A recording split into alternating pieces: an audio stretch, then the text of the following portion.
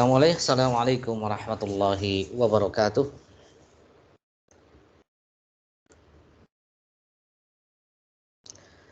Innal hamdalillahi nahmaduhu wa nasta'inuhu wa nastaghfiruh wa na'udzu billahi min syururi anfusina wa sayyiati a'malina. Man yahdihillahu fala mudhillalah wa man yudlilhu fala hadiyalah. Asyhadu an la ilaha illallah wahdahu la syarikalah wa asyhadu anna Muhammadan 'abduhu wa rasuluh. Qala Allah ta'ala ya ayyuhalladzina amanu taqullaha haqqa tuqatih wa la tamutunna illa wa antum muslimun. Ya ayyuhan nas ittaqu rabbakumul ladzi khalaqakum min nafsin wahidah wa khalaqa minha zawjaha wa batha minhuma rijalan katsiran wa nisaa'a wattaqullaha alladzi tasaaluna bihi wal arham innallaha kana 'alaikum raqiba. Ya ayyuhalladzina amanu taqullaha wa qulu qawlan sadida yuslih lakum a'malakum wa yaghfir lakum dhunubakum wa man yuti'illaha wa rasulahu faqad faza fawzan 'azima amma ba'd. Fa inna asdaqal hadithi kitabullah wa khairul hadi hadi Muhammadin sallallahu alaihi wasallam wa syarral umuri muhdatsatuha wa kullu muhdatsatin bid'ah wa kullu bid'atin dhalalah wa kullu dhalalatin finnar. Alhamdulillah, ikhwan wa akhwati fillah rahimani wa rahimakumullah. Kita pada hari ini bisa kembali berjumpa. Semoga semuanya dalam keadaan sehat walafiat. Dan sebagaimana biasanya kita akan mengadakan kajian pekanan, kajian Islam pekanan, yang ini mudah-mudahan jadi wasilah kita, jadi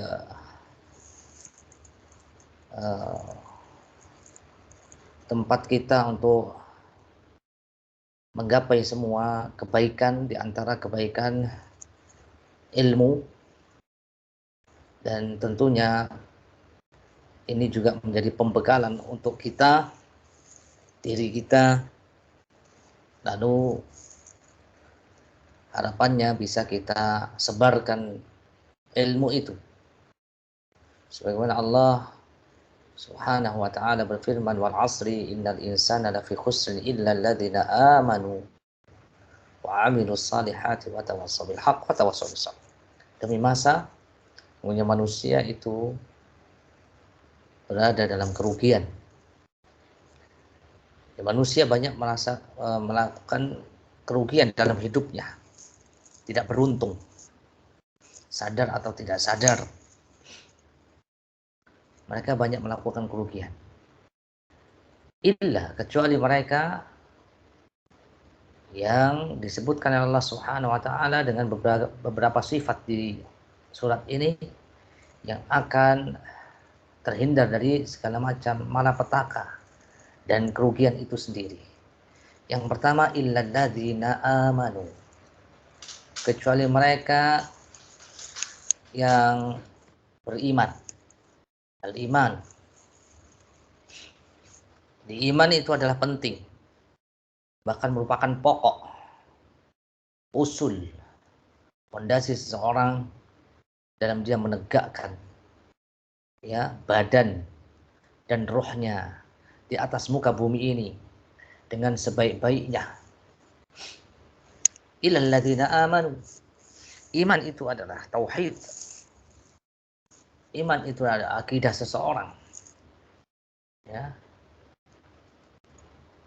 Illal ladzina amanu wa 'amilus shalihat, yang kedua adalah mereka yang beramal saleh.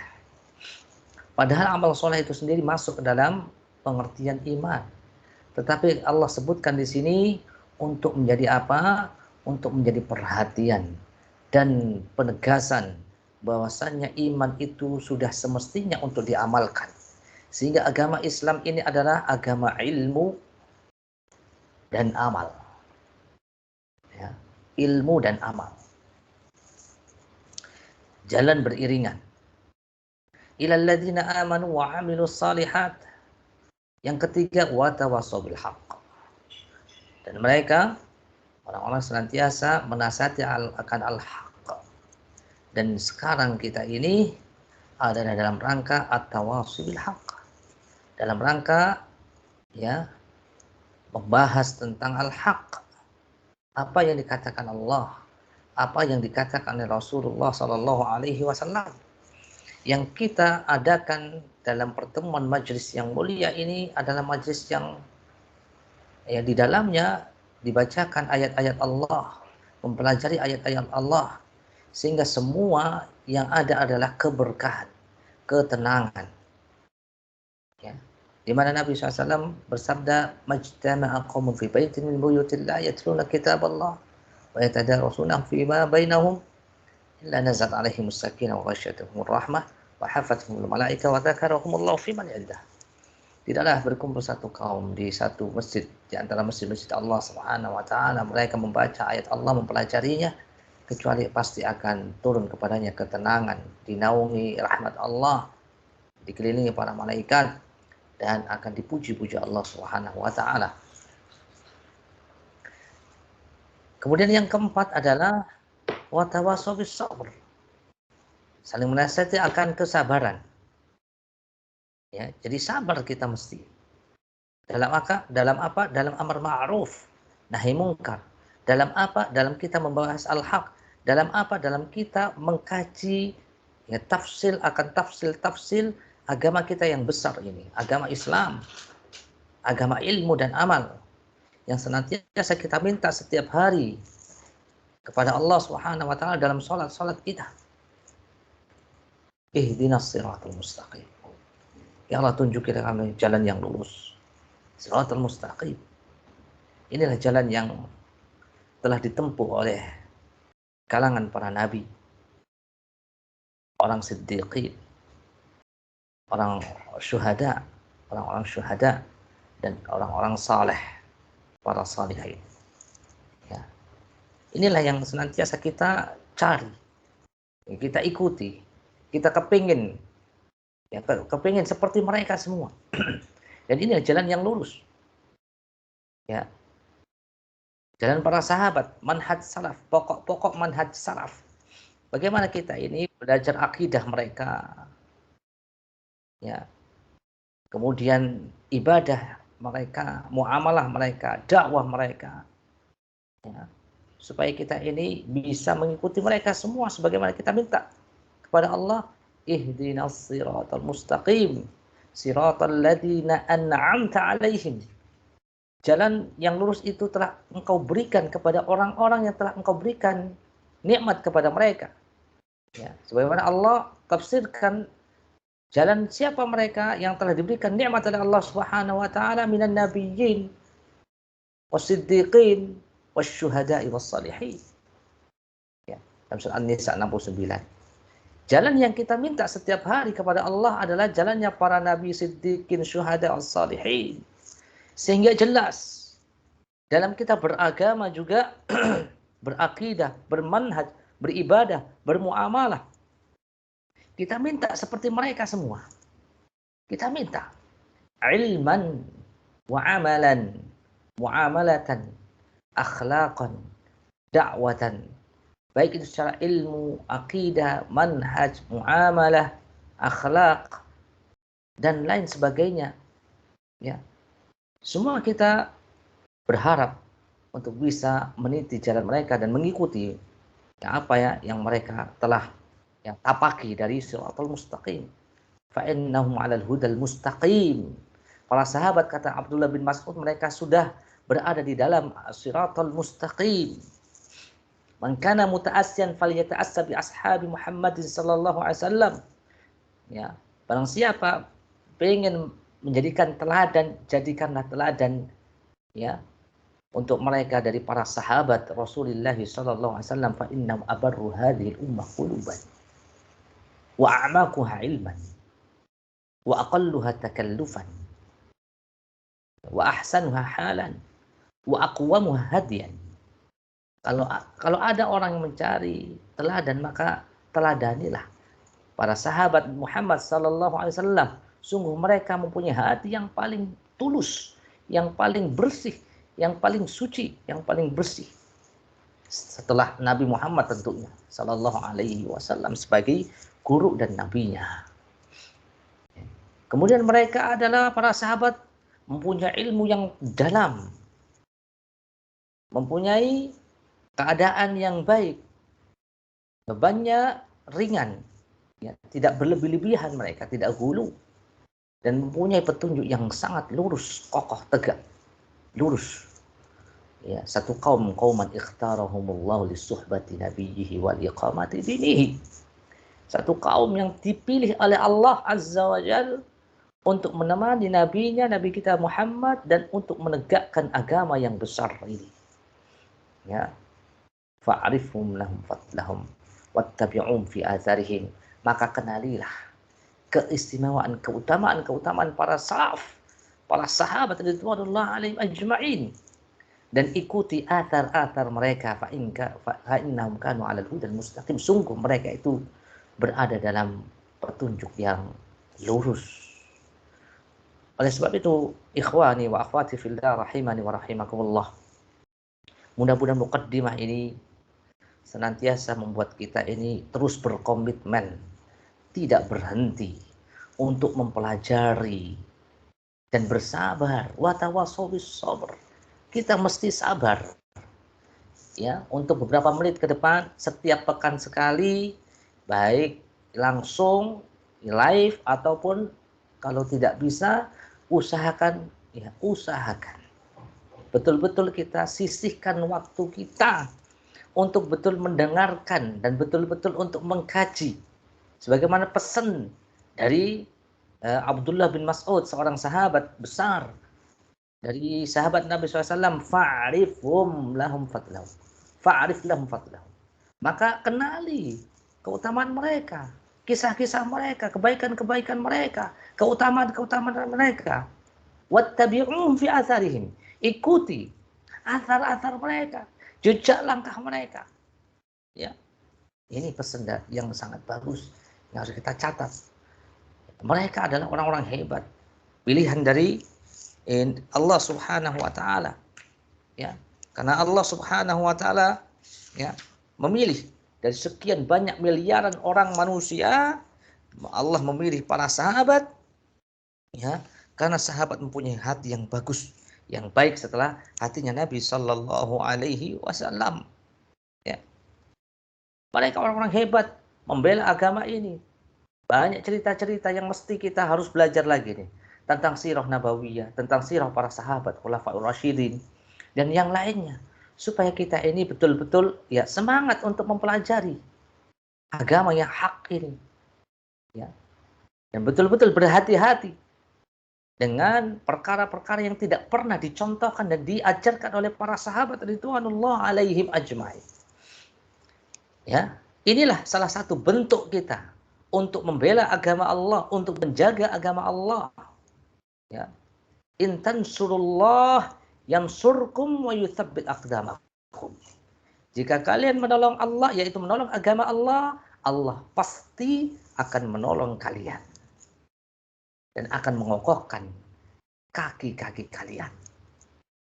Ma'asyiral muslimin rahimani wa rahimakumullah, ikhwani wa akhwati fillah.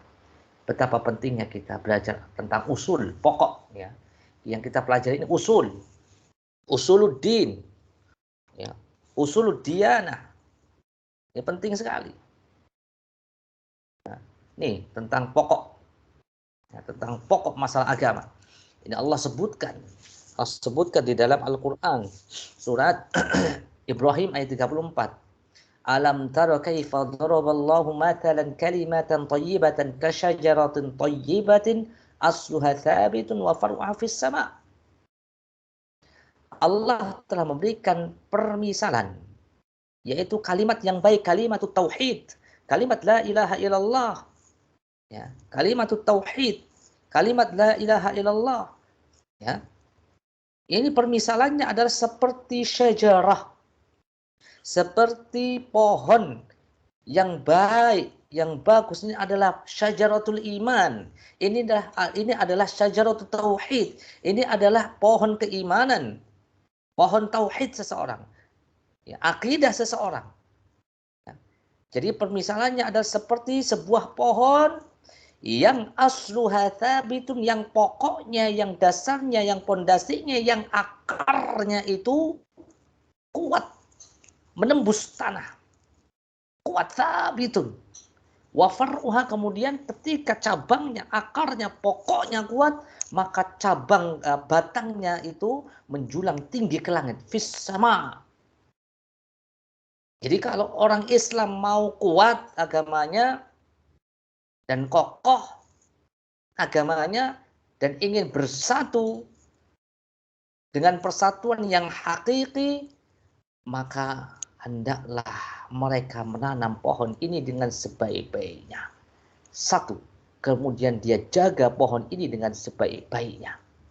Ya. Jaga keimanan kita, akidah kita, tauhid kita. Ya. Karena ya, ini penting sekali. Tu'ti ukulaha kullahinin biizni rabbiha, ketika pohon keimanannya, pohon tauhidnya bagus, kuat, akarnya kuat, ya, pokok-pokoknya kuat, sehingga kita sekarang ini akan membahas tentang pokok-pokok keimanan seseorang, manhaj dan akidah seseorang. Harus mengikuti salafus saleh supaya kita juga bisa kuat mengakar keimanan kita seperti keimanan yang telah berada dalam dada-dada manusia pilihan dari kalangan salafus saleh, sahabat ridwanullah alaihim ajmain. Kalau sudah kuat, kata Allah, tu'ti ukulaha kullahinin biizni rabbiha. Jika keimanan seseorang itu sudah kuat, pohon keimanan sudah kuat, maka pohon tersebut akan memberikan buah-buahannya, ya, setiap saat, tidak ada musimnya, setiap saat itu. Jadi setiap saat, ya. Biizni rabbiha, dengan izin Rabbnya, wa yadribullahu al-amsala linnasi la'allahum yatadzakkarun. Demikian Allah memberikan permisalan untuk manusia agar mereka itu mengambil pelajaran. Ya. Jadi seperti pohon kelapa. Pohon kelapa itu, coba dilihat kalau kita ke pantai itu banyak sekali pohon kelapa. Akarnya kuat sekali ke bawah tanah. Kemudian tinggi, batangnya tinggi sekali. Dan setiap saat itu berbuah itu pohon kelapa itu. Buahnya selalu ada. Nggak ada yang namanya musim kelapa, nggak ada. Yang ada ya pohon kelapa terus memberikan memberikan buahnya. Ini bermanfaat. Apa saja buahnya bermanfaat. Ya. Airnya bermanfaat, bisa diminum, bisa dimakan itu buahnya itu kelapanya. Kemudian sepetnya itu keluarnya di kulitnya juga bermanfaat itu. Bahkan kalau di kampung bisa jadi sapu itu. Ya, terus kemudian bisa buat untuk masak juga itu. Luar biasa. Batangnya itu batang belaraknya itu ya, daunnya itu bermanfaat juga itu. Sangat bermanfaat. Ya, sampai batangnya bisa buat, semuanya bermanfaat. Itulah permisalan yang Allah misalkan tentang pohon keimanan seseorang. Tinggi ke atas. Kita lihat angin menerpa begitu kencang, ya, daunnya melambaikan itu, masya Allah, tambah indah. Padahal semakin tinggi, semakin anginnya semakin kencang, tapi tidak membuat goyah seseorang, tidak membuat tumbang seseorang, tidak membuat goncang seseorang dengan berbagai terpaan fitnah, syubhat dan syahwat. Semakin indah dilihat, masya Allah. Padahal yang di atas itu kencang ya, nahan angin besar. Tetapi karena kuat, kokoh pokok-pokok manhaj dan akidahnya, maka terlihat indah sekali. Wah, subhanallah. Indah sekali. Surga itu bagi orang beriman. Ya, surga bagi orang beriman yang telah dia masuk di dalam dunia. Dan dia juga akan masuk di dalam akhirat. Syekhul Islam pernah mengatakan, barang siapa yang tidak masuk surga di dunia, maka tidak akan masuk surga di akhirat. Yaitu surganya orang-orang beriman di dunia. yang akan diberikan juga oleh Allah Subhanahu wa taala, surga Allah kepada orang beriman. Bukan berarti surga di sini adalah sesuatu yang nikmat terus di dunia, yang nikmat, yang tidak akan pernah menderita, ya surganya Allah Subhanahu wa taala. Ya. Makanya Syekhul Islam Ibnu Taimiyah itu pernah mengatakan ketika beliau di penjara beberapa lama, disiksa, ya. Beliau mengatakan jannati wa bustani fi sadri. Surgaku dan taman-tamannya ada di dalam dadaku. Padahal kondisi saat itu kondisi genting, sulit. Karena beliau banyak dizolimi dan mendapatkan musibah yang sangat besar. Beliau tetap sabar dan mengharapkan pahala dari Allah. Surga dan taman ada di dalam dadaku. Habsi hulwah. Ketika aku di penjara, itu adalah kesendirianku, halwatku bersama Allah Subhanahu wa taala. Wa nafyi siyahah. Dan ketika aku diusir dari tempat asalnya, diasingkan, maka ini adalah siyahah, rihlahku, jalan-jalanku untuk terus menuntut ilmu. Kemudian qatli, ya. Ini adalah dampak yang paling besar dalam diri seseorang ketika dibunuh. Syekhul Islam mengatakan ketika aku kalaupun dibunuh tanpa hak, dizolimi, dibunuh, syahadah ini merupakan syahidku. Luar biasa. Inilah hakikat dari surga bagi seorang mukmin. Yang Nabi SAW jelaskan dalam sebuah hadis riwayat Imam Muslim, ajaban li amril mu'min. Sungguh menakjubkan perkaranya orang mukmin, orang beriman. Inna amrahu kullahu khair wa laysa dzaka illa lil mu'min. Semua perkaranya baik dan tidak didapatkan kecuali ada pada orang mukmin. Ketika ditimpa kebaikan, kenikmatan, kesenangan, kebahagiaan, dia akan bersyukur baik untuknya. Dan ketika dia ditimpa musibah, sesuatu yang tidak baik, tidak membahagiakan, tidak menyenangkan, dia bersabar. Itu baik untuknya. Masya Allah. Jadi semuanya baik untuk orang mukmin. Itulah kebahagiaan yang hakiki. Tapi ingat, kita harus membangun keimanan dengan kuat dan kokoh. Dengan apa? Dengan pokok-pokok pondasi yang mesti kita runut nih, kita pelajari. Bagaimana supaya kita pokok-pokok akidah kita ini tidak keropos. Sebagaimana Allah katakan dalam surat Ibrahim pada ayat selanjutnya, wa mathalu kalimatin khabithatin kasyajaratin khabithah. Dan Allah memberikan permisalan kalimat yang buruk, kalimat yang busuk, yaitu kalimat kesyirikan, kalimat kekufuran, seperti pohon yang buruk, ujututhat min fawqil ard, sebuah pohon yang akarnya itu tidak yang masuk ke dalam bumi. Akarnya keropos, akarnya ringan, akarnya tidak kuat, ada di atas bumi dan tidak bisa mengokohkan pohon itu. Ya, maka hanya kepada Allah lah kita meminta supaya kita dikokohkan keimanan kita, akidah kita, manhaj kita. Yutsabbitullahu alladzina amanu bil qouli tsabiti fil hayatid dunya wa fil akhirah.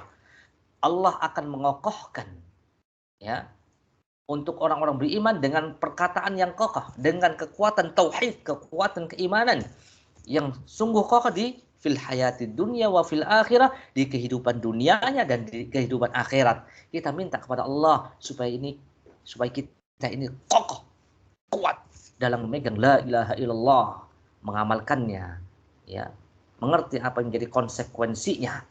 Kita kokoh, ya, di dunia dan di akhirat. Ya. Semoga prolog ini bermanfaat.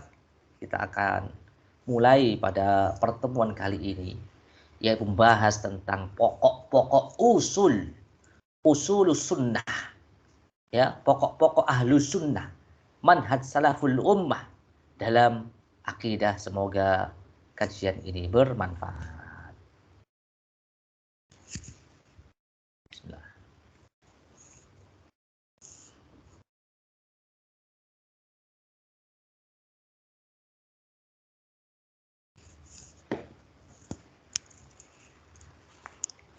Di sini ada beberapa poin bahasan.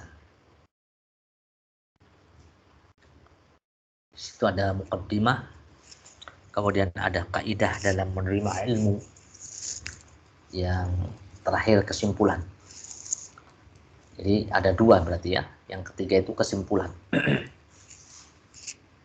Apa definisi daripada akidah, akidah Islam, kemudian istilah-istilah lain dari akidah Islam. Ya, tentu ini juga menjadi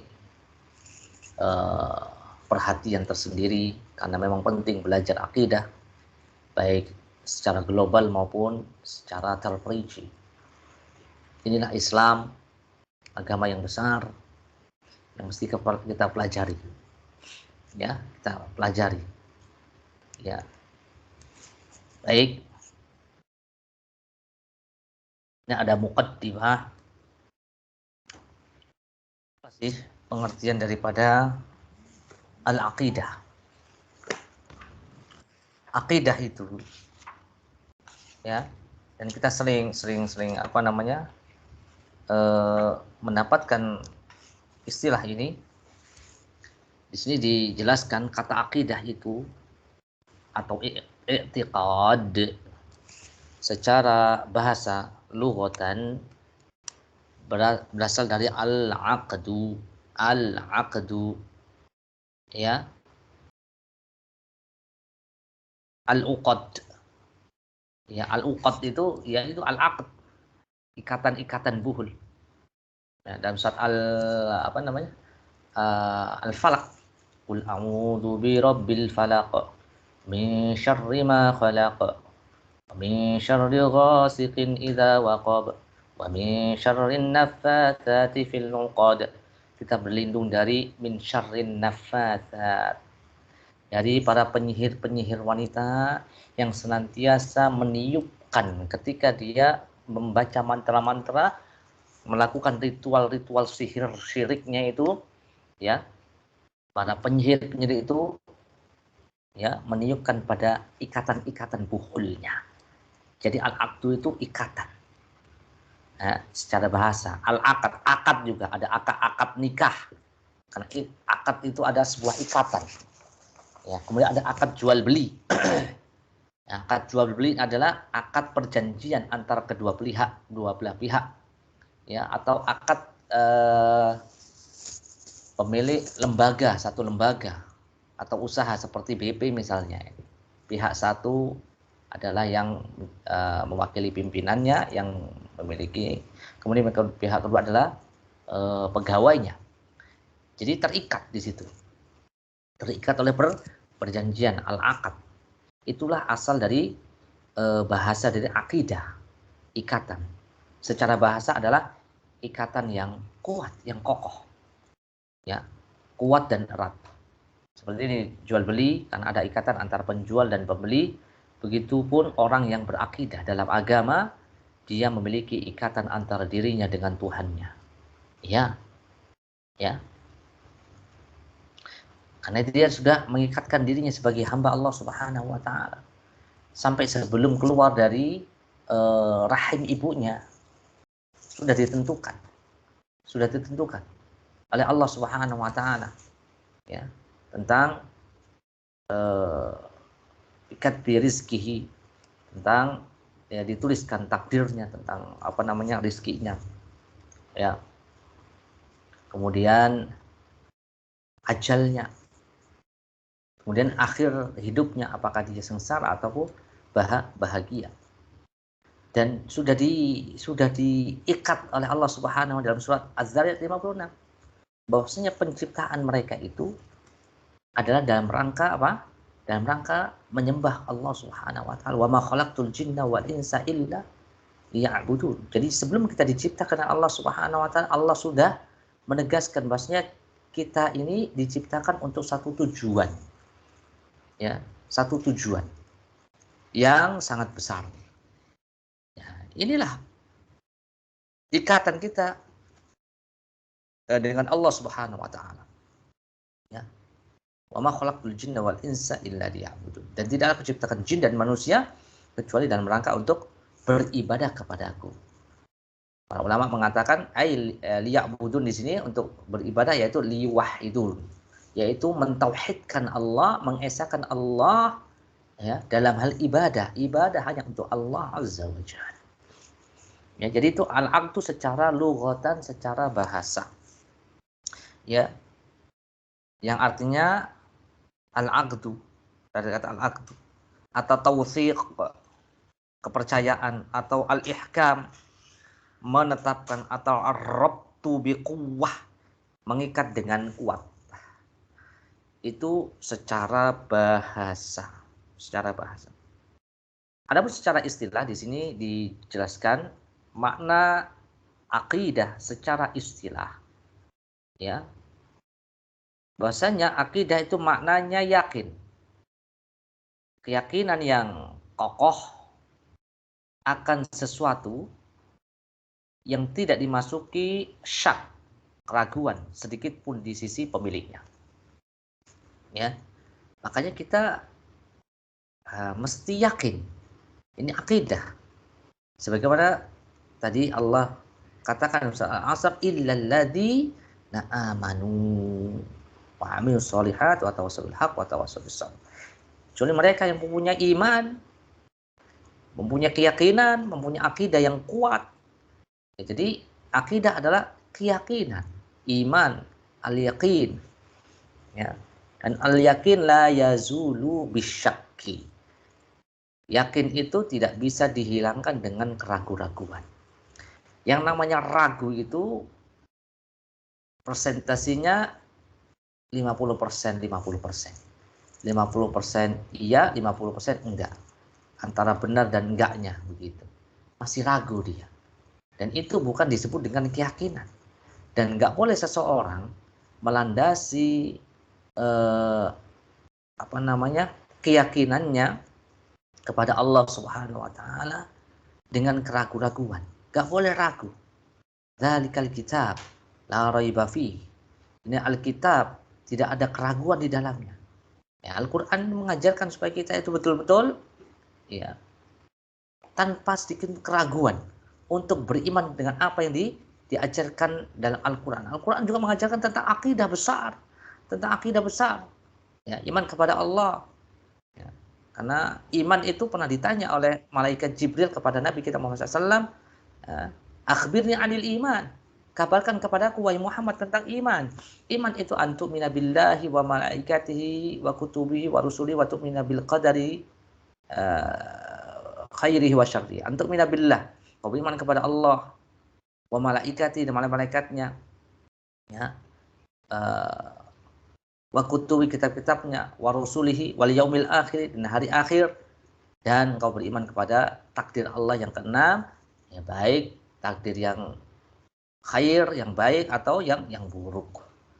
Ini adalah iman yang kokoh, ya, iman yang kokoh yang mesti kita betul-betul pelajari dan kita yakini dengan seyakin-yakinnya. Ya, ini makna daripada akidah. Ya, al-yakin yang kokoh, yang kuat. Ya. Jadi nggak mungkin ragu seseorang dan nggak boleh ragu. Jika keyakinan tersebut sesuai dengan realita yang ada, maka akidah tersebut benar. Namun jika tidak sesuai, maka akidah tersebut batil.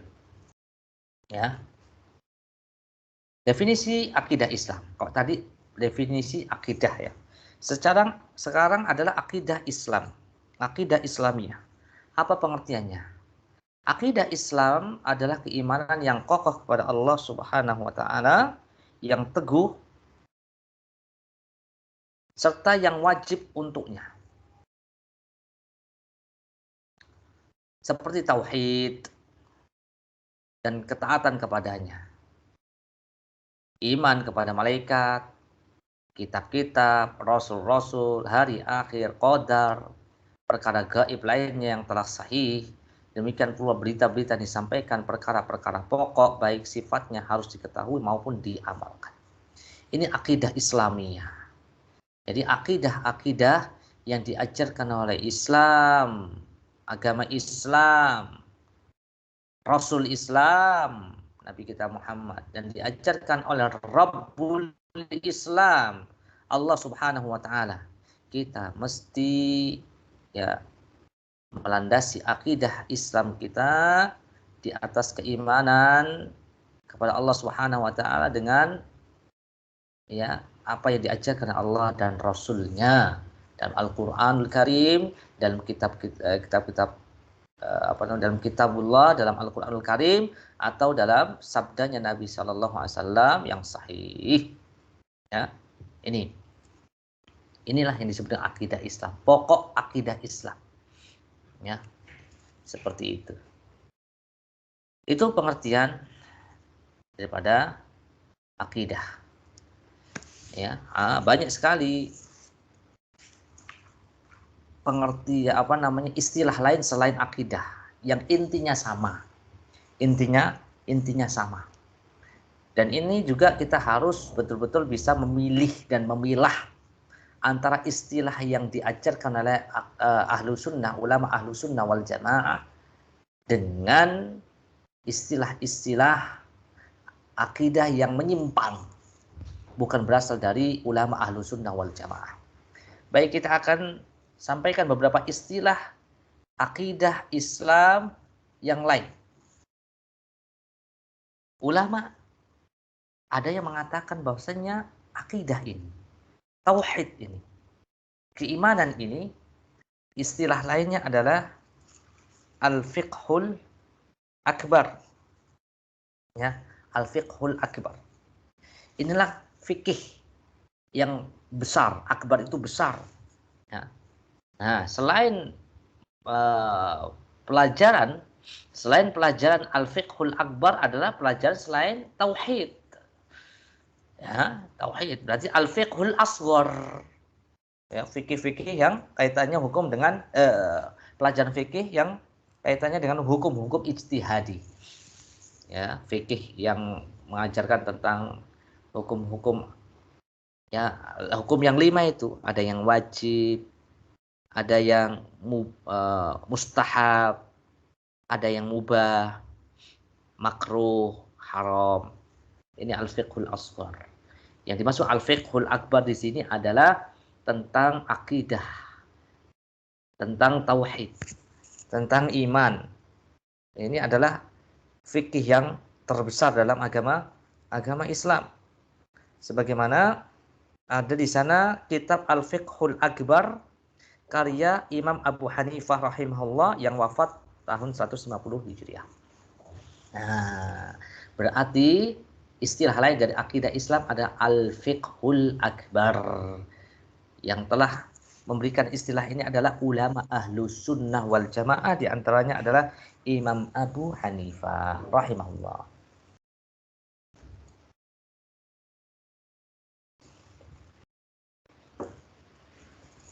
Lanjut. Kemudian di sana ada yang memberikan istilah dengan istilah al-iman. Al-iman.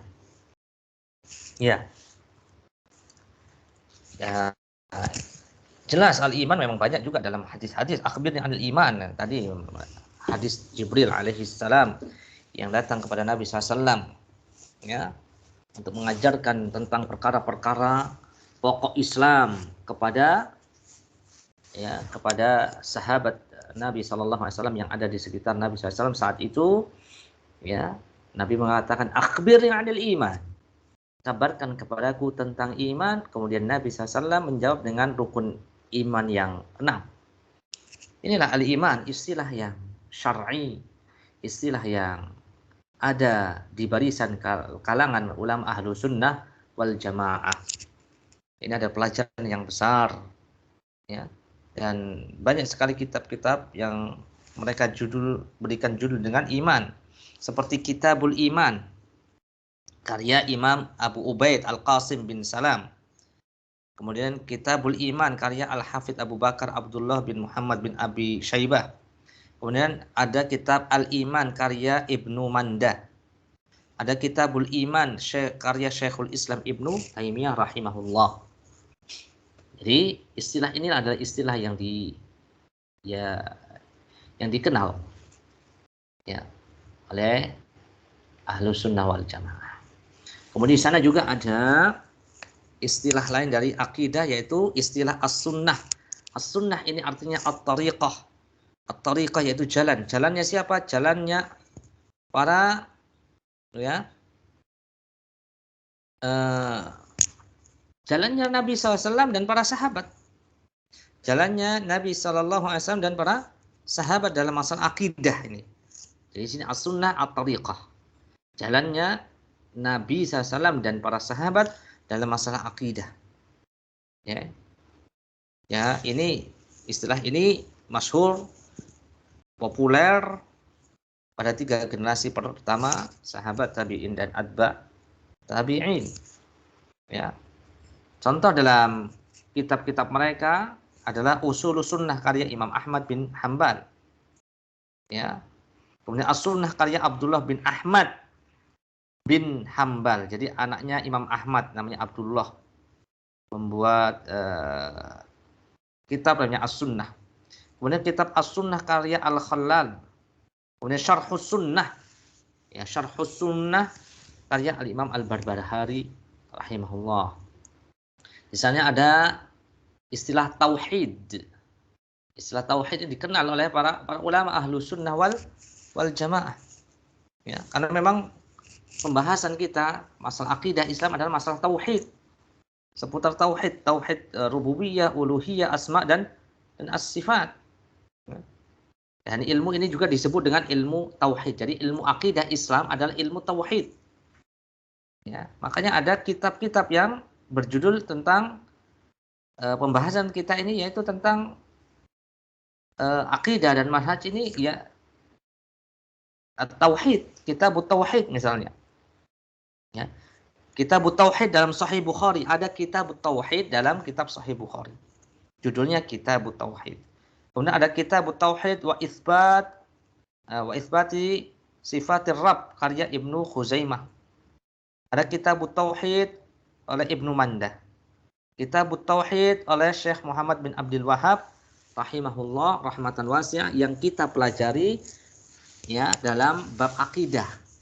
Jadi sekarang kita sudah belajar KIP ini sudah berpindah tema. Dari sebelumnya kita membahas tentang akidah dan buku referensi kita adalah Kitab Tauhid karya Syekh Muhammad bin Abdul Wahhab. Ya. Nah, ini at-tauhid. Ya. Kemudian di sana ada istilah lain, yaitu asy-syari'ah. Ya, asy-syari'ah. Ya. Maksudnya adalah syariat ini adalah syariat Allah dan Rasulnya. Syariat Allah dan syariat Rasulnya. Ya. Berupa jalan petunjuk. Syariah ini yang sifatnya adalah usul, ya. Syariat Allah yang sifatnya usul. Yang tadi pokok, masalah agama, masalah tauhid, masalah akidah. Ya. Ya, contoh dalam kitabnya adalah kitab Asy-Syariah oleh Imam Al-Ajurri dan Al-Ibana an Syari'atil Firqatin Najiyah karya Imam Ibnu Battah. Kemudian yang keenam, Usuluddin. Nah, Usuluddin ini adalah usul itu pokok. Usul itu pokok. Ad-din adalah agama, pokok-pokok agama. Maksudnya adalah rukun iman, rukun Islam. Jadi pokok-pokok ajaran agama Islam, baik rukun iman maupun rukun Islam, dan masalah-masalah yang menjadi kesepakatan para ulama ahlu sunnah wal jamaah. Ahlu sunnah wal jamaah. Sehingga kita mesti belajar perkara-perkara ini, dan ini merupakan prioritas utama, ya teman-teman semuanya. Tidak boleh seseorang berbeda dalam masalah akidah ini, sebagaimana para ulama, nabi, sahabat, ya tabi'in tidak pernah berselisih masalah akidah ini. Wallahu a'lam bishawab. Kemudian pokok pertama ahlu sunnah, kaidah dalam menerima ilmu dan berdalil. Ya. Ini kita masuk di poin bahasan yang pertama. Kalau tadi muqaddimah tentang pengertian akidah. Baik. Jadi Ahlus Sunnah wal Jamaah ini mempunyai dalil tentunya dalam menetapkan akidah yang besar itu. Mempunyai dalil, mempunyai argumentasi yang sangat kokoh dan kuat yang tidak boleh goyah seseorang dengannya, maka perlu adanya sandaran dalil di dalamnya. Ada sandaran dalilnya. Dan bagaimana cara mereka para ulama, ya sahabat tabi'in, atba' tabi'in menggali dalil, kemudian menyandarkan dalilnya tentang argumentasi akidah-akidah mereka, ya kita lihat sumbernya bagaimana. Sumber pengambilan dalil, ya tentu kita sudah tahu bersama. Sumber dan manhaj metode pengambilan akidah Ahlus Sunnah wal Jamaah, ya dikenal dengan manhaj talaqqi, merupakan hal yang sangat urgent, yang penting sekali. Ya, kalau salah dalam mengambil dalil, menyandarkan dalil, memahami dalil, ya, maka yang ada adalah ini penyimpangan. Ya. Dia tidak akan sampai pada shiratal mustaqim, jalan yang lurus. Ya. Wa may yushaqiqir rasul min ba'di ma tabayyana lahul huda wa yattabi' ghayra sabilil mu'minin nuwallihi ma tawalla wa nuslihi jahannam wa sa'at masira. Allah mengatakan, barang siapa yang memusuhi, menentang Rasul setelah jelas petunjuk untuk mereka dan mengikuti jalan selain jalan mukminin, yaitu para sahabat, nuwallihi ma tawalla, maka kami akan palingkan dia dan akan kami masukkan ke dalam jahanam, dan itu seburuk-buruk tempat kembali. An-Nisa ayat 115. Ya, karena dia menentang Rasul, menentang petunjuk yang mestinya kita mengikuti Rasul, mengikuti petunjuk Nabi, dan mengikuti para sahabat, dan dia tidak mengikuti itu, dia lebih mengikuti akal pikirannya, logikanya, atau imam-imamnya, lebih mendahulukan imam-imamnya, tokoh-tokohnya, daripada mengikuti Allah, Rasul, dan para sahabat.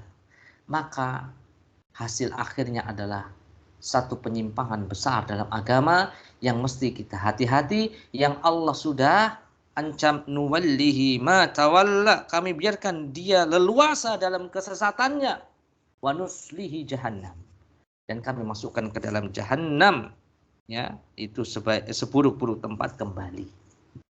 Maka muncul kelompok-kelompok yang tersesat, yang menyimpang, ya, dari tubuh umat Islam, yang mesti kita hati-hati. Ini semuanya karena kesalahan dalam mengambil dalil, memahami dalil, menyandarkan dalil. Ya, di sini seperti Syiah Rafidhah. Syiah, mereka termasuk golongan yang menyimpang, ya, dari Islam. Alasannya karena mereka lebih mengikuti apa yang dikatakan imam-imam mereka yang 12 itu. Ya. Mereka anggap mereka adalah ma'asum, bebas dari dosa. Seperti Rasulullah. Bahkan mungkin melebihi Rasulullah sallallahu alaihi wasallam. Akhirnya mereka ini menyimpang. Ya, menyimpang. Walaupun kadang mereka itu menggunakan yang namanya taqiyah.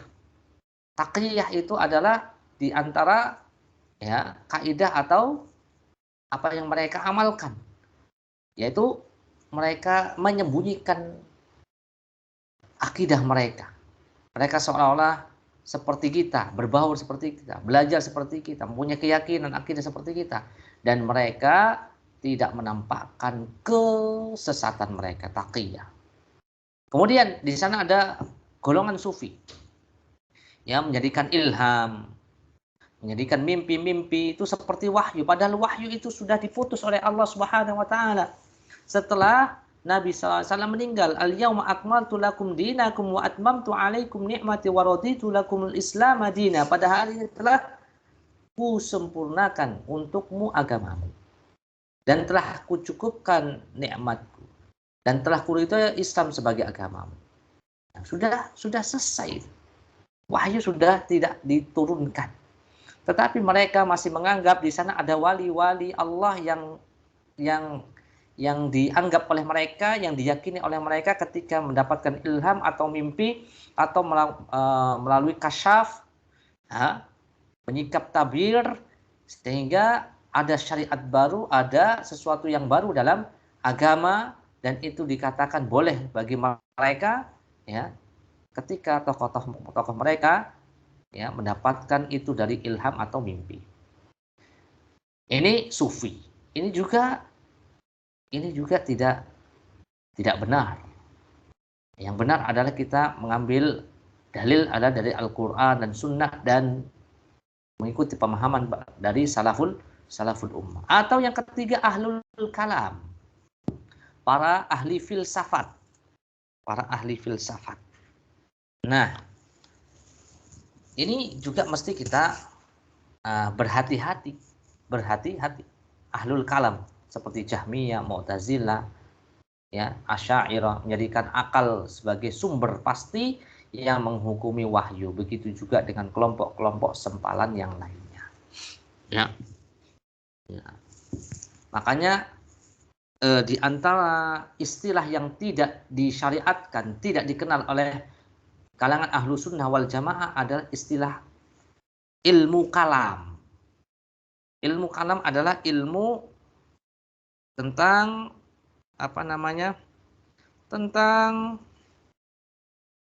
tentang Allah, tentang tauhid, tapi versi mereka, ya, aliran teologis, mutakallimin, pengagung ilmu kalam, aklani, ya, ini tidak dikenal, ya, perkara yang tidak dikenal dalam Islam, ya. Bahkan ulama-ulama itu juga mengatakan ini tidak benar. Sebentar saya cari dulu perkataan para ulama tentang ilmu kalam, ya.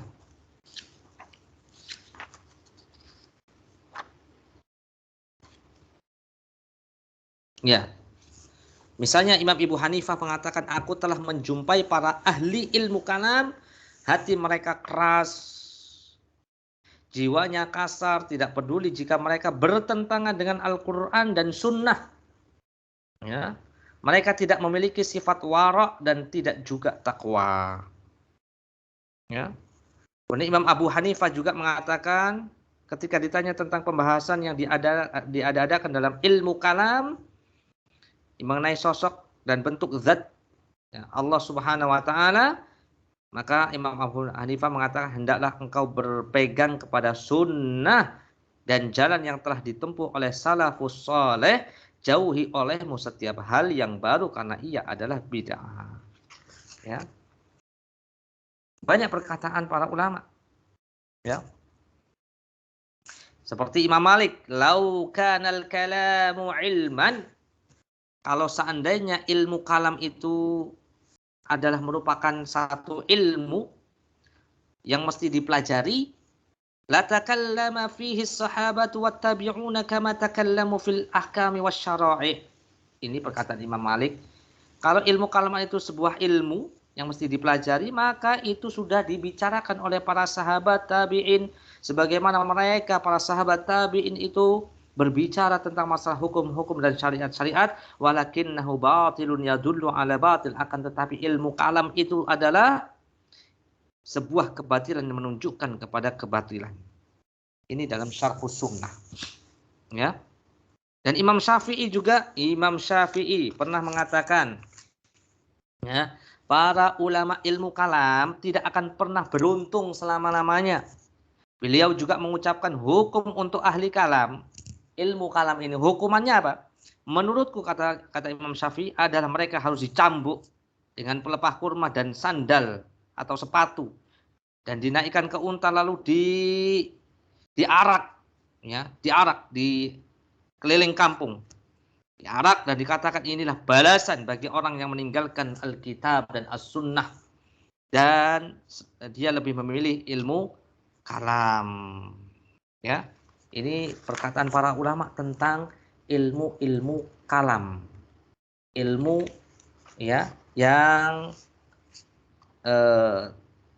dikenal dari kalangan seberang, bukan dari kalangan ahlus sunnah wal jamaah, ya, tentang hal ini, ya. Ini ilmu kalam. Kemudian ada istilah lain yang menyimpang, misalnya filsafat. Ya, filsafat ini juga tidak dikenal oleh ulama ahlus sunnah wal jamaah. Karena filsafat ini dari para filosof, ya, yang sejalan dan orang yang sejalan dengan mereka. Ya. Ini adalah nama yang tidak boleh dipakai dalam masalah ilmu akidah, nggak bisa, nggak boleh. Kita belajar akidah Islam dengan ilmu filsafat, dengan ilmu kalam, nggak boleh. Karena dasar filsafat itu adalah rasio, ya, khayalan, ya, fiktif, khurafat. Ya, ini nggak boleh. Kemudian tasawuf, tadi sufi, ya. Sufi ini kan tasawuf ini. Tadi sudah dibahas. Ya, ini juga tidak dikenal, ya, tidak dikenal dalam istilah akidah dalam, ya, barisan ahlus sunnah wal jamaah. Ilahiyat, teologi, kekuatan di balik alam metafisik ini, definisi atau istilah-istilah yang tidak pernah dipakai oleh ulama ahlus sunnah wal jamaah. Ya, masih tentang poin yang pertama. Adapun ahlus sunnah wal jamaah mempunyai talaki, mengambil dalil yang jelas. Bagaimana mengambil sumber atau sandaran dalil dalam menetapkan akidah yang besar ini sangat jelas. Ya. Yang ini sudah turun-temurun dari generasi-generasi dan itu yang dilakukan. Sehingga, ya, tidak ditemukan adanya perbedaan di antara mereka dalam masalah akidah. Ya, karena memang mengambil sumbernya juga sama, sumbernya sama, rujukannya sama dalam menetapkan akidahnya, maka pun hasilnya juga sama. Ya, rujukan mereka jelas, yaitu Al-Quran, hadis-hadis yang valid, yang sahih, serta ijma' para ulama. Tidak ada campur baur dan dari akal.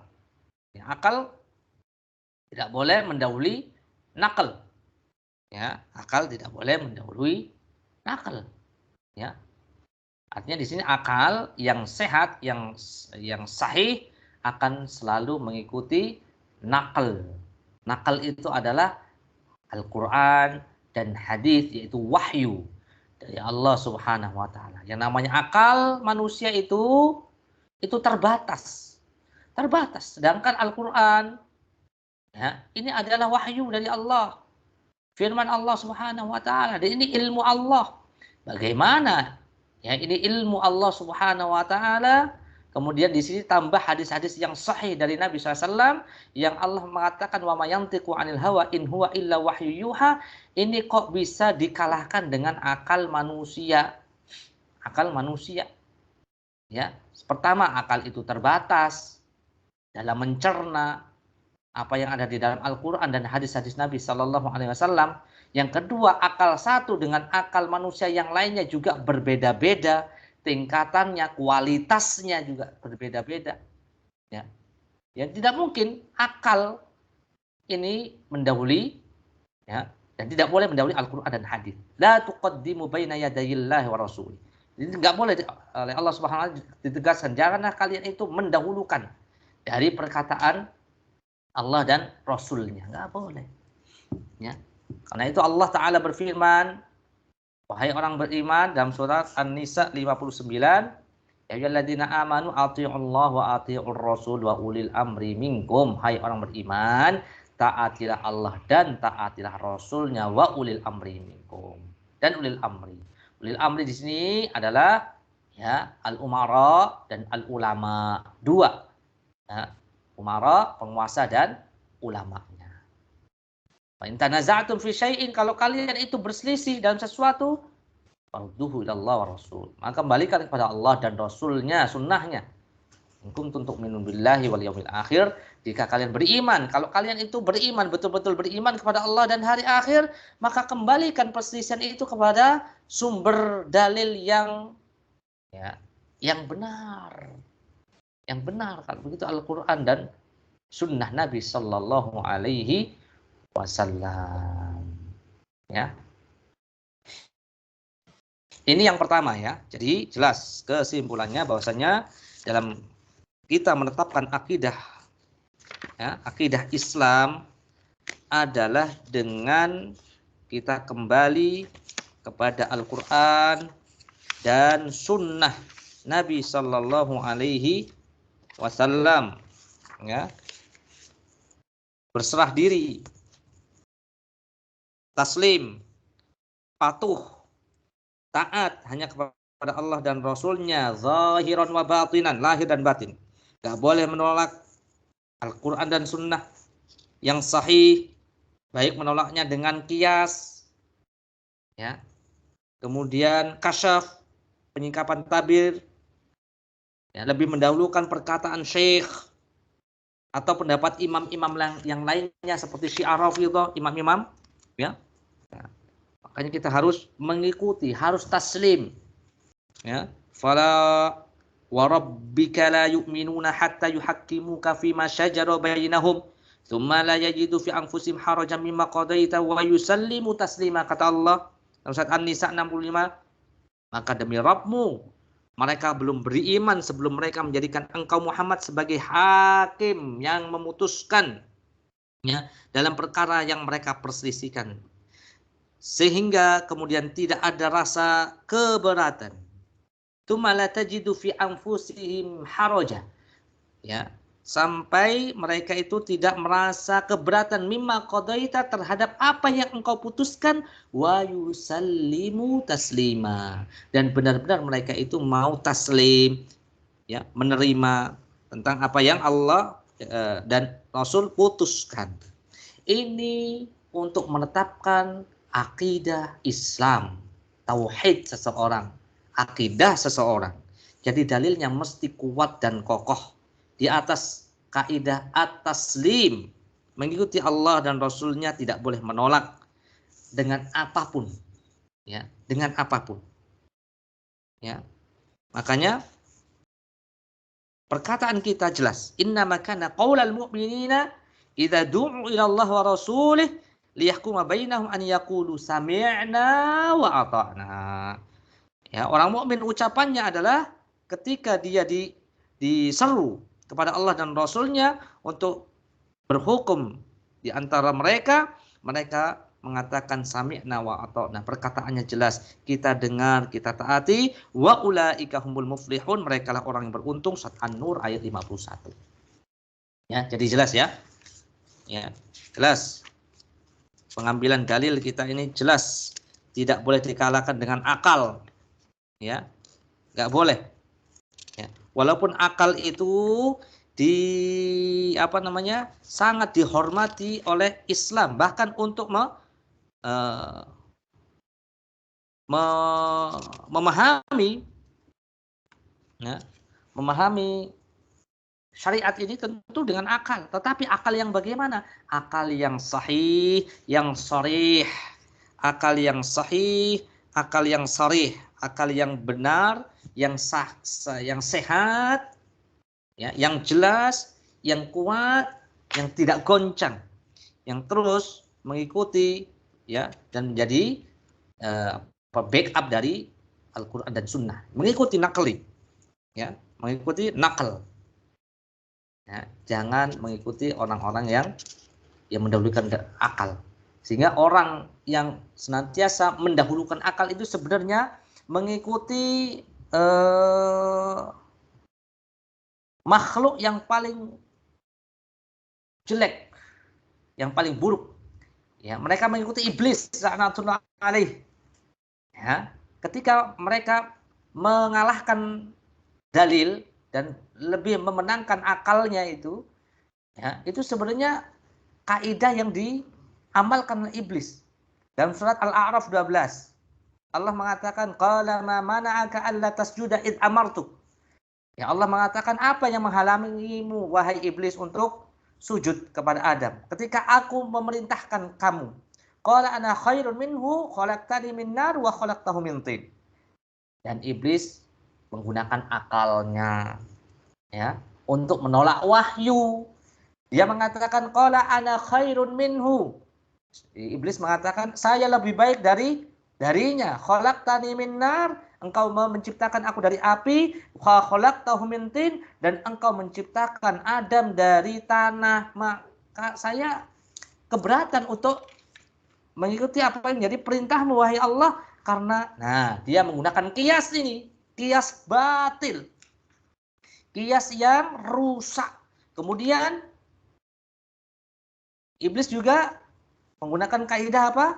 Mendahulukan akal daripada nakal. Mendahulukan akalnya daripada wahyu dari Allah Subhanahu wa taala. Ya. Kias fasid, kemudian mendahulukan akalnya, kemudian ya membuat tahrif atau takwil yang batil terhadap nas. Sehingga inilah kaidah yang pertama kali diamalkan oleh iblis. Laknatullah alaihi. Kemudian diikuti oleh Yahudi. Yuharrifunal kalim. Mereka mentahrif, merubah makna-makna dari yang semestinya. Amma wadhi'ihi. Ya, iblis mengatakan aku lebih baik dari Adam. Engkau menciptakan aku dari api, engkau padahal itu kan pemikirannya siapa? Pemikirannya si iblis tadi. Padahal ya kalau mau dipikir yang namanya tanah itu jauh lebih baik daripada api.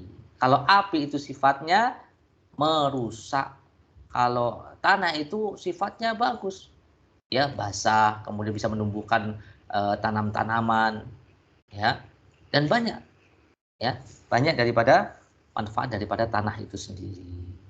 Baik, ini tentang bagaimana sumber pengambilan dalil. Yang kedua, pokok pembahasan yang kedua, setelah kita ya jelas dalam menyandarkan dalil, menetapkan akidah yang besar dengan Al-Quran Sunnah, ya.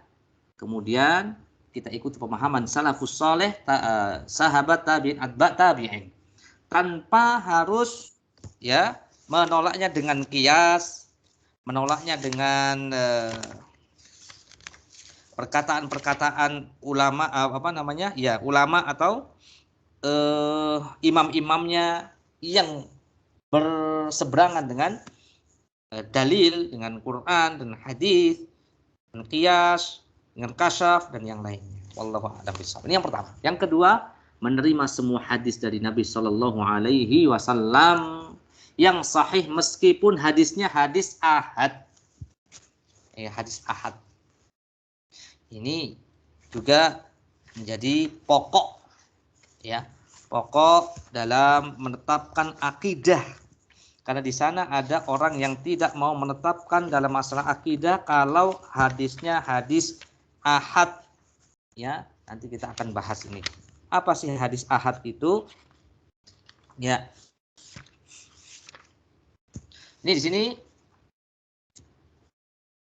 Dr. Mahmud Tohan dalam Taisir Mustalah Hadis menjelaskan bahwa hadis ahad secara bahasa adalah hadis yang diriwayatkan oleh seorang perawi saja. Jadi hadis ahad ya yang meriwayatkan adalah satu orang saja, perawi. Ya. Adapun secara istilah adalah mencakup seluruh hadis. Ya, seluruh hadis secara umum yang tidak mencapai derajat mutawatir. Ya, dibagi menjadi 3 hadis ahad itu. Jadi hadis ahad ada 3 kategori, yaitu masyhur, aziz, gharib. Ini semuanya hadis ahad nih 3 ini. Yang masyhur ini adalah diriwayatkan oleh 3 perawi hadis, 3 orang perawi atau lebih dalam tiap generasi yang tidak sampai derajat mutawatir. Ini adalah ilmu tentang hadis yang dibahas oleh ulama-ulama hadis, ya. Ada di sana disiplin ilmu hadis. Kemudian hadis aziz. Hadis aziz ini adalah termasuk hadis ahad juga. Diriwayatkan oleh 2 orang perawi saja. Kemudian hadis gharib. Hadis gharib tadi adalah hadis yang diriwayatkan oleh 1 orang perawi saja. Jadi kalau 1 orang, 2 orang, 3 orang ini masih semuanya dalam kategori apa? Hadis ahad. Ya. Secara bahasa ya ahad itu 1 orang. Ternyata secara istilah dalam ilmu hadis ada 3 hadis ahad masyhur, aziz, gharib di sini. Kalau 3 perawi ini belum dikatakan mutawatir, masih masyhur. Kemudian 2 perawi namanya aziz, kemudian 1 orang perawi dalam hadis itu disebut dengan hadis gharib, ya. Maka di sini merupakan syubhat, ya. Syubhat bagi mereka yang mempunyai kaidah ini, maka hendaknya ya kembali kepada sunnah, ya, untuk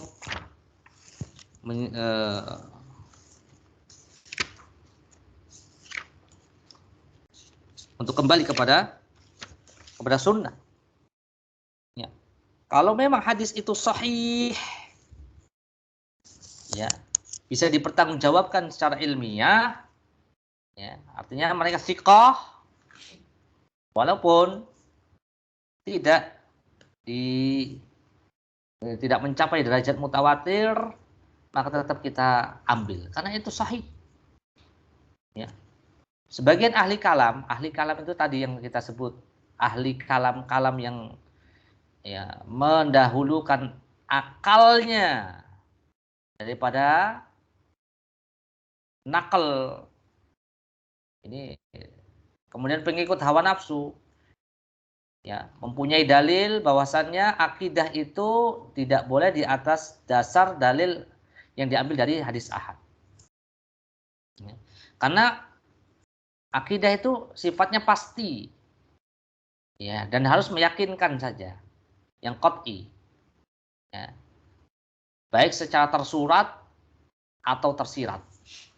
Jadi intinya adalah mereka menganggap hadis ahad itu tidak membawa ke dalam keyakinan, ya, tidak membawa ke dalam keyakinan, tidak membuat seseorang itu yakin, ya, tidak berfaedah, melainkan zon, persangkaan saja. Dan zon tidak boleh dijadikan sebagai argumen dalam akidah. Kalau memahami akidah itu tidak boleh atas dasar zon, persangkaan saja, tetapi harus di atas itu, yaitu yakin, yufidul yakin. Nah, jadi ini syubhatnya, hati-hati ya. Mereka membawakan dalil surat An-Najm ayat 14, ya, iyattabi'una illa dhanna wa ma tahwal anfus. Mereka hanya mengikuti zon, ya, dan apa yang diingini oleh keinginannya. An-Najm ayat 14. Kemudian dalam surat An-Najm ayat 28, iyattabi'una illa dhann wa inna dhanna la yughni minal haqqi syai'a. Mereka tidak lain hanya mengikuti zon. Dan sungguh zon itu tidak memberikan faedah sedikit pun terhadap kebenaran. Ya, tidak mencapai seseorang dalam menggapai kebenaran. Nggak bisa dengan perkara zon. Dan zon itu ada dalam hadis ahad, begitu. Seperti itu kata mereka, syubhat mereka, kerancuan yang ada di kepala mereka. Maka dijawab syubhat tersebut, ya, dijawab oleh para ulama. Di antaranya Syekh Muhammad Shalih Al-Utsaimin rahimahullah, bahwasannya pendapat bahwasannya hadis ahad itu sifatnya dzon ini nggak benar, ya, tidak mutlak, tidak benar. Bahkan kabar ahad ini bisa membawa ke dalam yufidul yakin, ya, apabila ada memang indikasi yang menunjukkan benarnya kabar tersebut. Yang jelas kalau memang sahih betul-betul dari Nabi SAW, masa Nabi SAW itu ya berdusta? Tidak mungkin. Demikian juga para sahabat radhiyallahu ajmain. Mereka adalah orang-orang yang adil, ya, orang-orang yang jujur, orang-orang yang thiqah. Tidak mungkin mereka berbuat berdusta atau bohong, ya. Contohnya hadis yang ahad ini, contohnya innamal a'malu binniyat. Hadis dari Umar bin Al-Khattab radhiyallahu anhu. Hanya beliau yang meriwayatkan hadis ini. Ini adalah hadis ahad.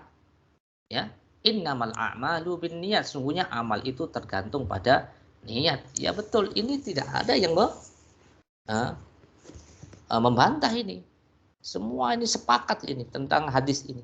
Padahal hadis ini adalah hadis ahad yang meriwayatkan sahabat Umar bin Al-Khattab radhiyallahu taala anhu. Ya, kita yakin dan mengetahui bahwa Nabi SAW mengucapkannya. Ini yang ditetapkan oleh Syekhul Islam Ibnu Taimiyah, Ibnu Hajar dan selainnya. Kemudian jawaban yang kedua untuk membantah syubhat tadi, ya, Nabi SAW telah mengutus sahabat seorang diri, ya, untuk berdakwah, menjelaskan pokok-pokok akidah. Contohnya kepada diberikan amanah kepada sahabat, ya, Mu'adz bin Jabal. Ya. Jadi ini ada hadis ahad. Ya. Hadis ahad juga ini. Mu'adz bin Yaman diutus sendirian ke mana? Ke negeri Yaman untuk apa?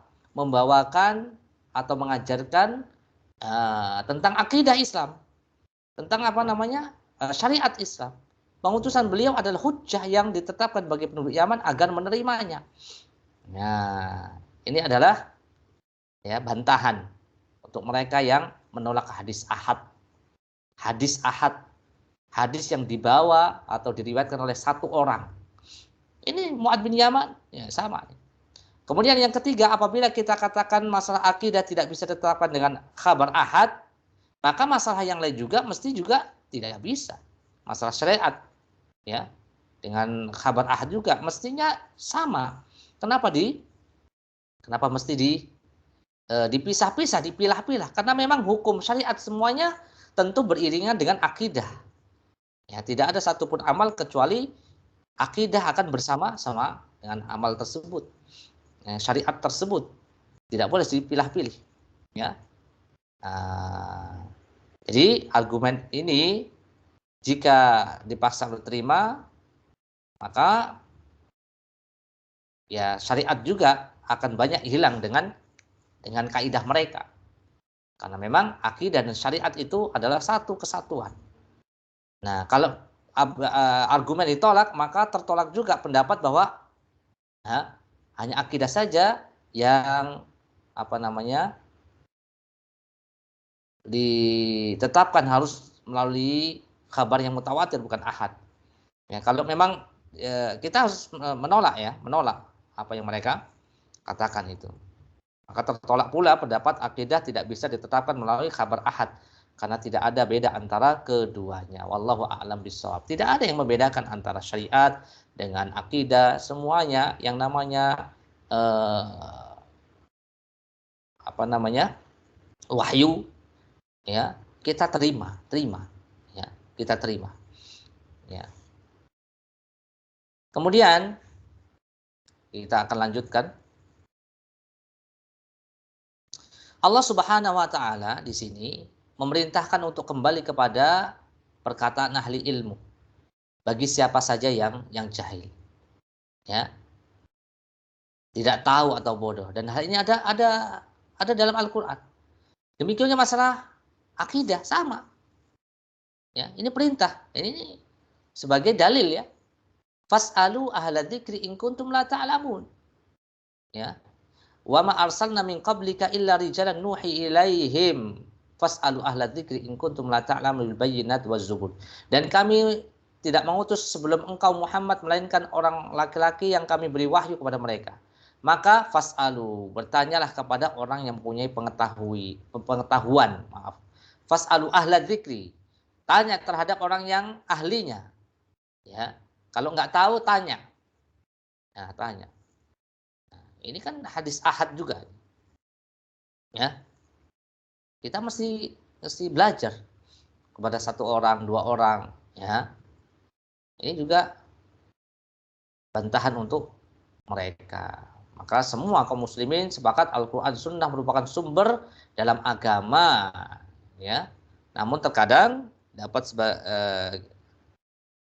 Sebagian mereka terjatuh kepada pemahaman yang salah, yang menyebabkan terjatuh pula kepada penyimpangan dari agama ini, terutama dalam masalah akidah. Ya,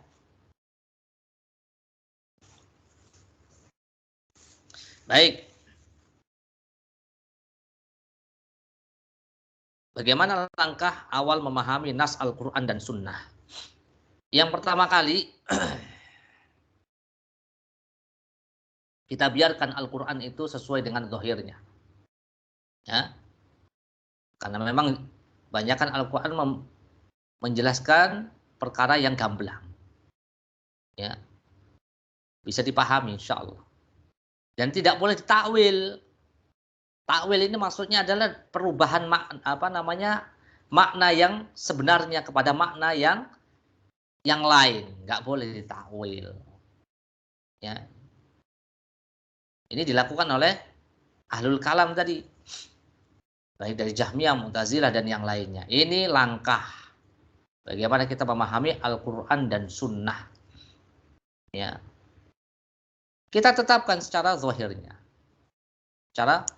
Ar-Rahmanu 'alal arsy istawa.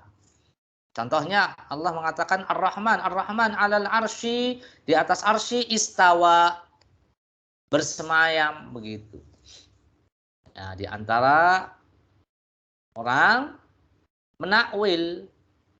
menakwilnya dengan istaula, berkuasa.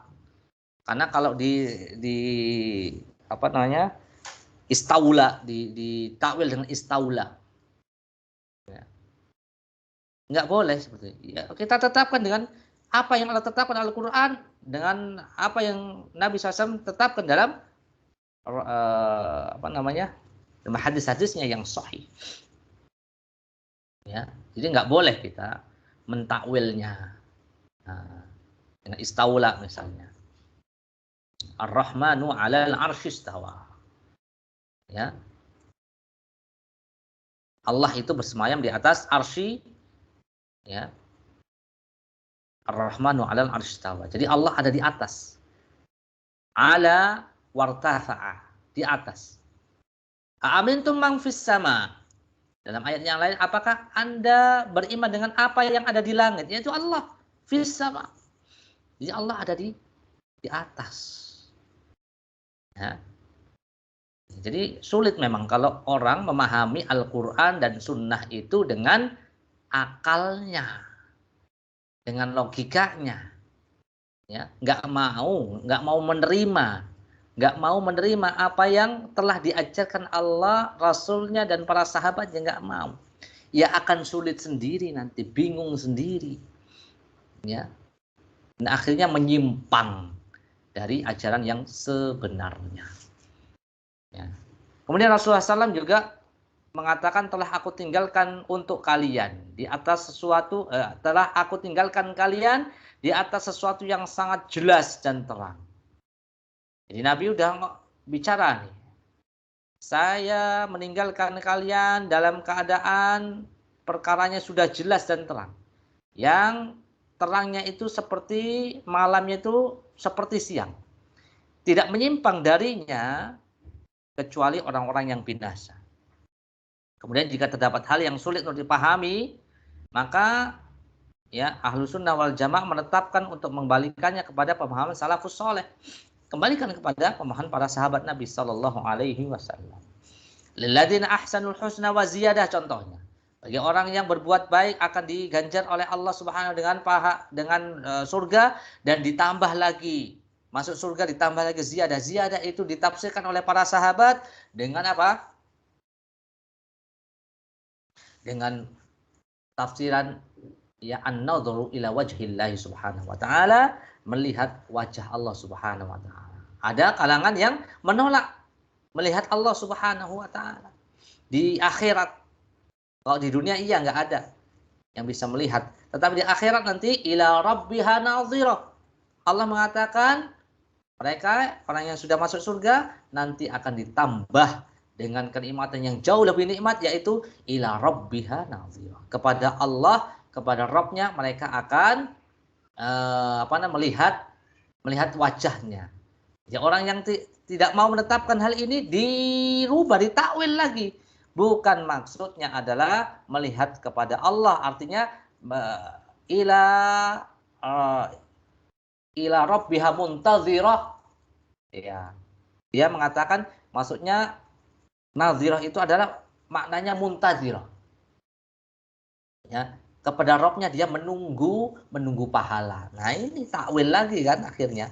Yang keluar dari apa? Keluar dari pemahaman dari Nabi SAW, dari para sahabat ridwanullah alaihim ajma'in, yang mereka otak-atik sendiri menurut akal mereka. Ya, ini bahaya. Ya, kalau ada yang sulit maka kembalikan kepada pemahaman salafus saleh. Hal ini dikarenakan wahyu itu turun di tengah mereka kepada para sahabat. Sahabat itu adalah orang-orang yang berada dalam zaman wahyu turun, karena Nabi SAW masih ada. Ya, menjadikan mereka seorang yang paling mengerti tentang makna yang benar dari Al-Quran dan Sunnah. Selain itu mereka memiliki kredibilitas sehingga kepercayaan penerus estafet ajaran Nabi berupa Al-Quran dan Sunnah diamanatkan kepada mereka. Ini sudah kita bahas pada pelajaran sebelumnya tentang dalil-dalilnya. Kita ini mesti mengembalikan semua pemahaman itu, pemahaman tentang agama kita ini yang besar, kepada para sahabat. Surat At-Taubah ayat 100. An-Nisa 115 tadi. Ya. Wa may yushaqiqir rasul min ba'di ma tabayyana lahul huda wa yattabi' ghayra sabilil mu'minin nuwallihi ma tawalla wa nuslihi jahannam wa sa'at masira. Bahaya kalau tidak mengikuti ajaran para sahabat. Nuwallihi ma tawalla, dia akan sesat dan masuk jahannam. Ya, waktunya nih semakin siang menjelang sore, maka kita simpulkan saja pengajian kita kali ini. Butuh memang waktu yang banyak ya, dan mohon kesabarannya. Ini materi kita agak sedikit berat ya, tentang masalah manhaj ya, tentang masalah akidah. Bagaimana kita ini manhaj ini adalah thariqah dalam memahami agama. Dalam masalah akidah ini bagaimana caranya kita memahami agama yang benar. Nah, bagaimana caranya? Yang tadi sudah dijelaskan. Cara yang benar adalah caranya yang tadi sudah digariskan, tadi kaidahnya kita sesuai dengan Al-Quran dan Sunnah. Walaupun hadisnya ahad, ya kalaupun itu sahih, karena apa kita tidak ambil itu? Ya, Al-Quran dan Sunnah merupakan wahyu dari Allah, dipahami secara zahir, dan kita at-taslim, kita betul-betul taslim, menerimanya dengan sepenuhnya, setulus-tulusnya, dan dipahami dengan para sahabat ridwanullah alaihim ajma'in. Tidak boleh ditahrif, tidak boleh dikalahkan dengan qiyas yang fasid, qiyas yang rusak. Kemudian tidak boleh dikalahkan, dipahami dengan pemahaman tokoh-tokoh yang keluar, tidak mau mengikuti perintah Allah dan Rasulnya, tokoh-tokoh, kiai-kiai, atau ustadz-ustadz, atau yang lainnya, ya, atau imam-imam dari para yang diyakini oleh Syiah Rafidhah. Jadi kesimpulan yang pertama, akidah, keyakinan ya yang kuat dan kokoh itu tidak boleh dimasuki sedikit pun keraguan.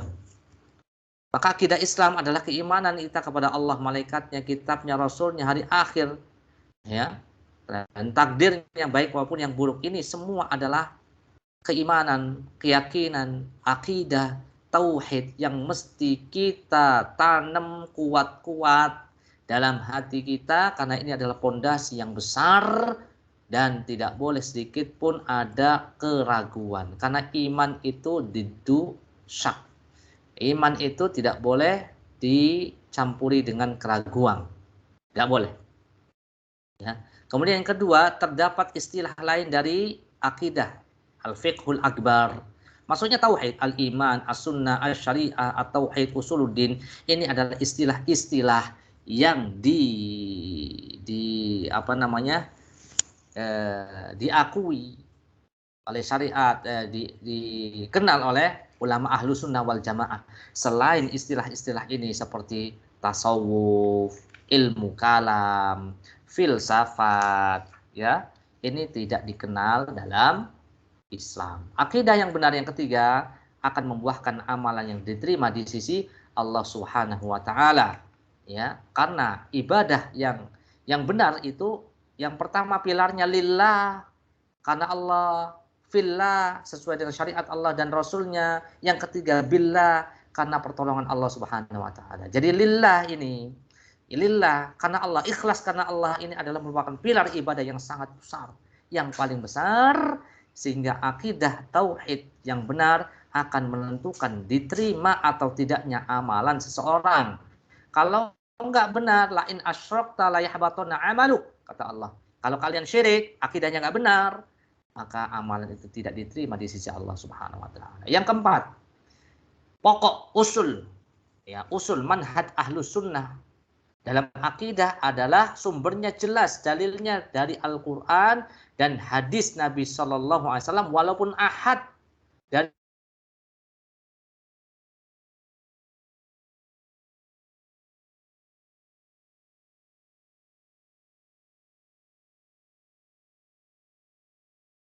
Oh, putus Ustadz.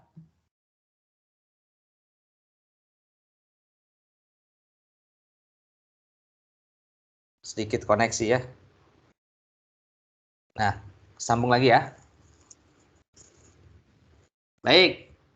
Ini kesimpulan yang keempat. Yang kelima, akidah yang saya ulangi yang keempat.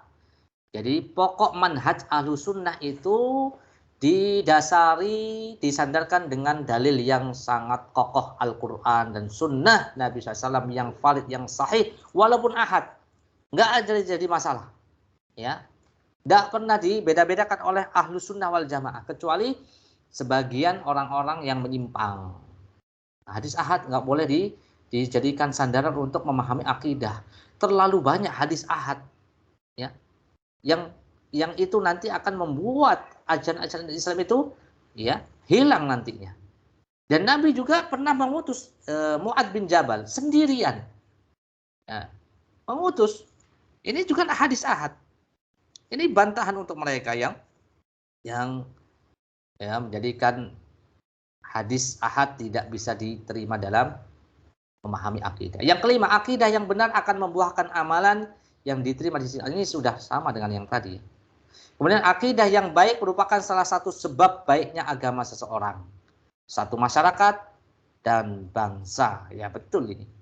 Ini adalah kuncinya ya.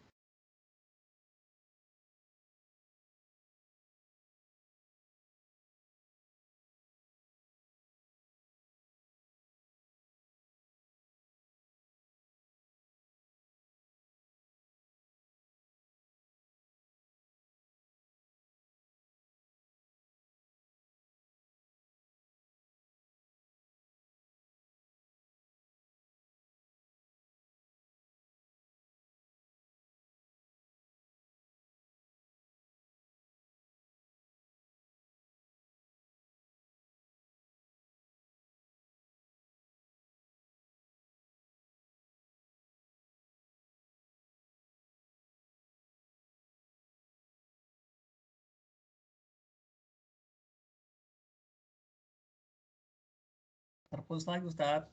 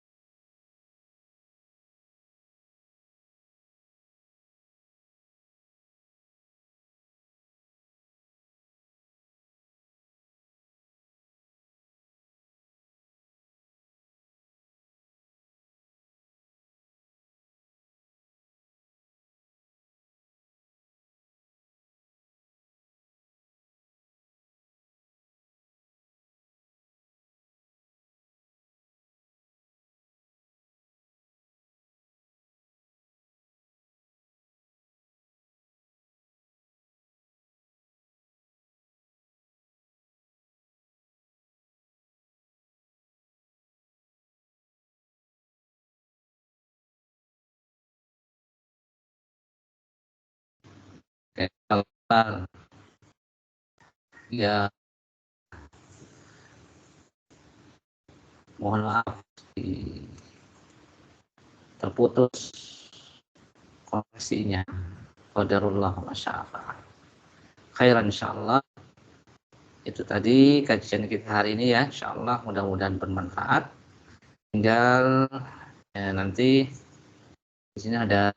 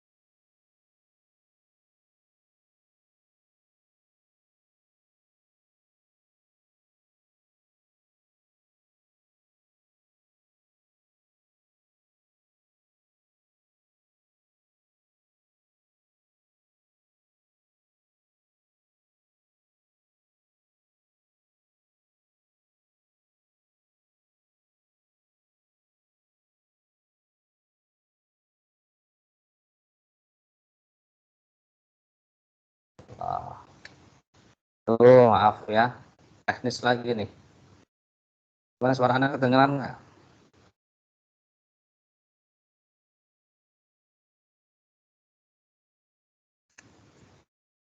Ya kita akhiri saja nih.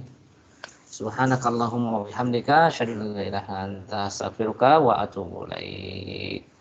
Silakan Mas Arfi bisa dikirim ya ke chat ya.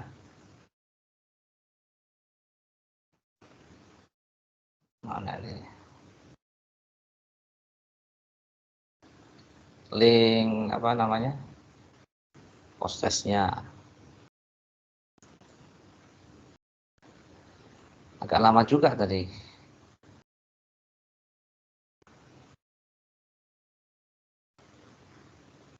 terputus.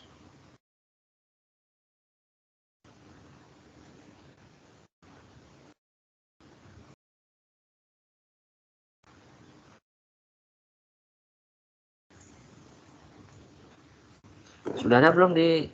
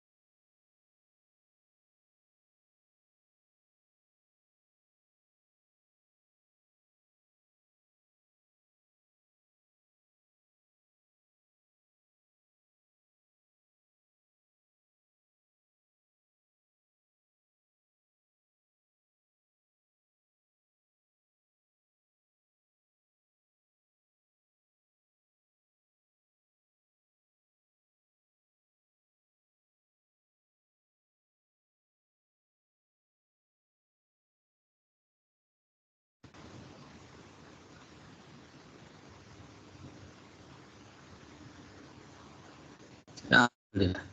Syukran Mas Arfi. Jazakallah khair. Ya, cukup untuk kajian kali ini. Jazakumullah khair atas kehadiran antum dan kesabarannya. Qadarullah kita ada sedikit problem teknis ya. Untung sudah terakhir. Sudah terakhir. Sudah kita tutup. Tafadhol jika ada yang boleh. Assalamualaikum warahmatullahi wabarakatuh.